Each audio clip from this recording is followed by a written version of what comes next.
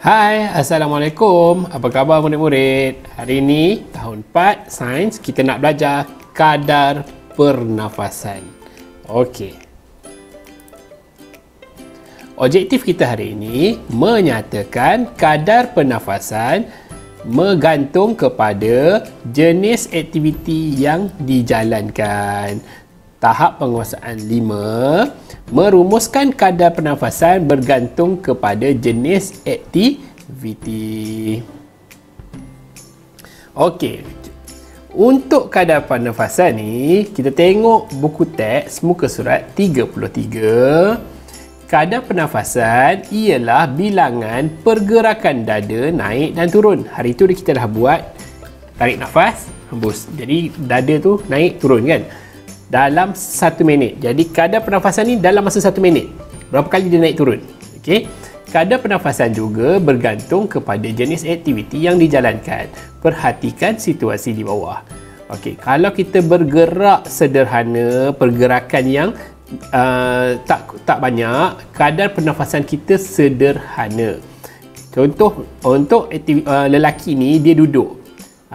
Okay, macam saya sekarang saya duduk, macam kamu berduduk belajar, tengok TV kan. Kadar pernafasan rendah. Tidur kan. Tapi kalau kita berlari, jogging, kayuh basikal, buat aktiviti yang lasak, kadar pernafasan kita tinggi. Apa maksudnya itu macam mana? Okey, kalau kadar pernafasan rendah, kita bernafas macam biasa. Itu sekarang ni kita bernafas macam biasa. Bila kita berjalan, kita nafas tu mula kuat sikit. Tapi bila kita lari, maksudnya makin banyak kan, cepat kan.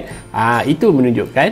Jadi dalam masa 1 minit tu, berapa banyak kita dada naik, pergerakan dada tu naik dan turun, itulah yang dinamakan kadar pernafasan.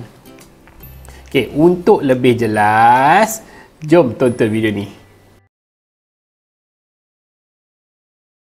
Adakah anda masih ingat bagaimana Michael telah termengah-mengah untuk mendapatkan udara di garisan penamat semasa hari sukan sekolah? Dadanya bergerak naik dan turun dengan cepat. Jurulatih sekolah berkata, Michael termengah-mengah kerana dia perlu menarik nafas untuk mendapatkan lebih banyak udara ke dalam peparunya. Udara mengandungi oksigen yang diperlukan oleh Michael untuk pernafasan. Dada Michael bergerak lebih perlahan setelah dia berehat untuk seketika. Kadar pernafasan ialah bilangan pergerakan dada dalam 1 minit. Kadar pernafasan diambil apabila seseorang berada dalam keadaan rehat. Orang yang berbeza mempunyai kadar pernafasan yang berbeza. Faktor yang mempengaruhi kadar pernafasan seseorang termasuk jantina, umur, kesihatan dan jenis aktiviti yang dilakukan. Kadar pernafasan seseorang meningkat apabila seseorang memerlukan tenaga tambahan.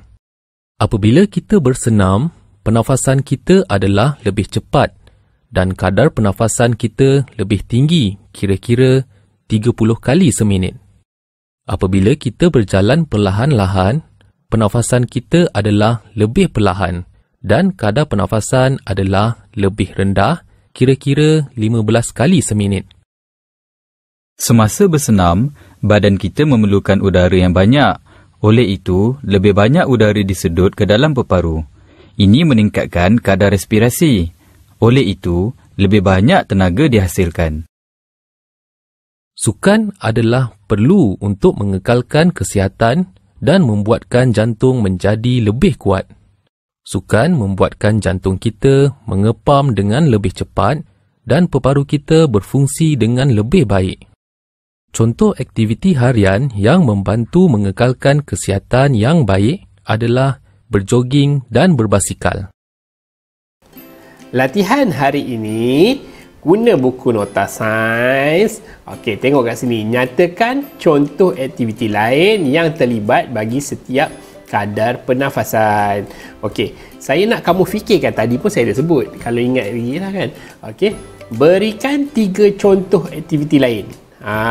Ambil buku nota, tulis ni latihan buku nota sains. Okey, kadar pernafasan. Berikan salin soalan ni. Nyatakan contoh aktiviti lain yang terlibat bagi setiap kadar pernafasan. Kamu bagi 3 contoh bagi setiap ni. Okey, tulis ni kadar pernafasan rendah bagi 3. Kadar pernafasan sederhana pun bagi 3 contoh. Dan kadar pernafasan tinggi bagi 3 contoh. Lain daripada yang ada dalam buku teks ni. Okey. Okey, terima kasih. Bye.